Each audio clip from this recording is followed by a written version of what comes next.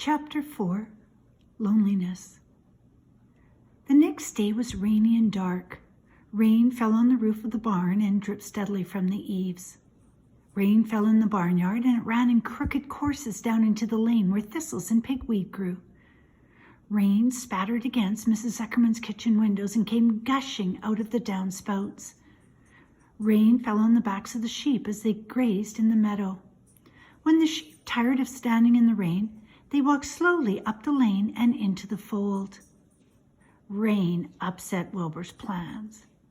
Wilbur had planned to go out this day and dig a new hole in his yard. He had other plans too. His plans for the day went something like this.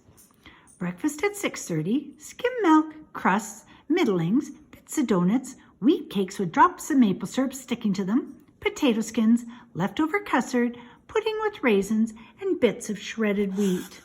Breakfast would be finished at 7. From 7 to 8, Wilbur planned to have a talk with Templeton, the rat that lived under his trough.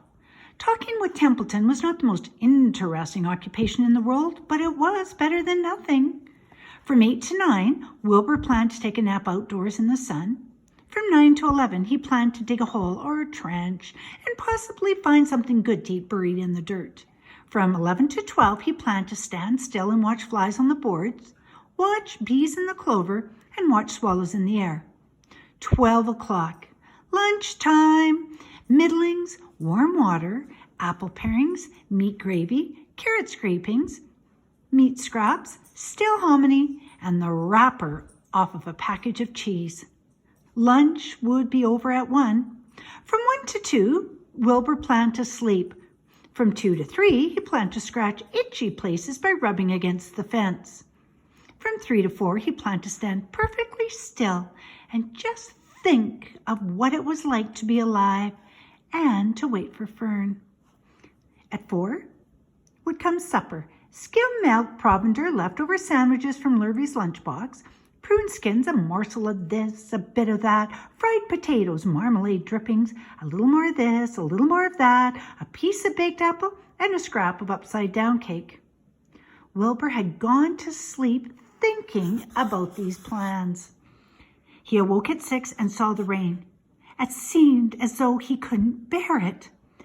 I get everything all beautifully planned out, and it has to go and rain, he said. For a while, he stood gloomily indoors, and then he walked to the door and looked out. Drops of rain struck his face. His yard was cold and wet. His trough had an inch of rainwater in it, and Templeton was nowhere to be seen. "Are you out there, Templeton?" called Wilbur. There was no answer. And suddenly, Wilbur felt lonely and friendless. "One day just like another," he groaned. "I'm very young. I have no real friends here in the barn. It's going to rain all morning and all afternoon, and Fern won't come in such bad weather. Oh, honestly." And Wilbur was crying again, for the second time in 2 days. At 6:30, Wilbur heard the banging of a pail. Lurvy was standing outside in the rain, stirring up breakfast. "Come on, pig," said Lurvy. Wilbur did not budge. Lurvy dumped the slop, scraped the pail, and walked away. He noticed that something was wrong with the pig. Wilbur didn't want food. He wanted love. He wanted a friend, someone who would play with him. He mentioned this to the goose who was sitting quietly in the corner of the sheepfold. "Will you come over and play with me?" he asked. Sorry, son. Sorry, said the goose. "I'm sitting on my eggs, 8 of them. Got to keep them toasty, warm. I've got to stay right here. I'm no flibberty-ibberty-gibbet. I do not play when there are eggs to hatch. I'm expecting goslings." "I didn't think you were expecting woodpeckers," said Wilbur bitterly. Wilbur next tried one of the lambs. "Would you play with me?" he asked. "Certainly not," said the lamb. "In the first place, I cannot get into your pen, as I'm not old enough to jump over the fence. In the second place, I'm not interested in pigs. Pigs mean less than nothing to me. What do you mean, less than nothing? Replied Wilbur. I don't think there is anything as less than nothing. Nothing is absolutely the limit of nothingness. It's the lowest you can go. It's the end of the line. How can something be less than nothing?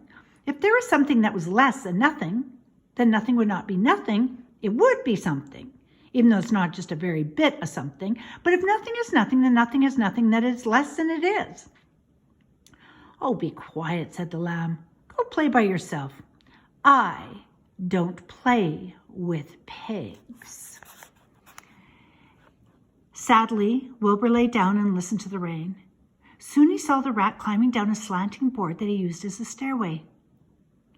Will you play with me, Templeton? Asked Wilbur. Play? Said Templeton, twirling his whiskers. Play? I hardly know the meaning of the word. Well, said Wilbur, it means to have fun, to frolic, to run and skip and make merry. I never do those things if I can avoid them, replied the rat sourly. I prefer to spend my time eating, gnawing, spying, and hiding. I'm a glutton, but not a merrymaker. So right now, I'm on my way to your trough to eat your breakfast, since you haven't got any sense enough to eat it yourself. And Templeton the rat crept stealthily along the wall and disappeared into a private tunnel that he had dug between the door and the trough in Wilbur's yard. Ooh, that Templeton was a crafty rat, and he had things pretty much his own way. The tunnel was an example of his skill and cunning. The tunnel enabled him to get from the barn to his hiding place under the pig trough without coming out into the open. He had tunnels and runways all over Mr. Zuckerman's farm, and he could get from one place to another without ever being seen. Usually he slept during the daytime and was only abroad after dark. Wilbur watched him disappear into his tunnel.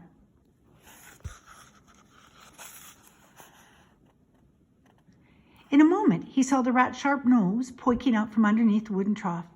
Cautiously, Templeton pulled himself up over the edge of the trough. This was almost more than Wilbur could stand. On this dreary, rainy day, to see his breakfast being eaten by somebody else? He knew Templeton was getting soaked out there in the pouring rain, but even that didn't comfort him. Friendless, dejected, and hungry, he threw himself down in the manure and sobbed. Later that afternoon, Lurvy went to Mr. Zuckerman. I think there's something wrong with that pig of yours. He hasn't touched his food. Oh, give him 2 spoonfuls of sulfur and a little molasses, said Mr. Zuckerman. Wilbur couldn't believe what was happening to him when Lurvy caught him and forced the medicine down his throat. This was certainly the worst day of his life. He didn't know whether he could endure the awful loneliness anymore. Darkness settled over everything. Soon there were only shadows and the noises of the sheep chewing their cuds, and occasionally the rattle of a cow chain up overhead. You can imagine Wilbur's surprise when out of the darkness came a small voice he had never heard before. It sounded rather thin but pleasant.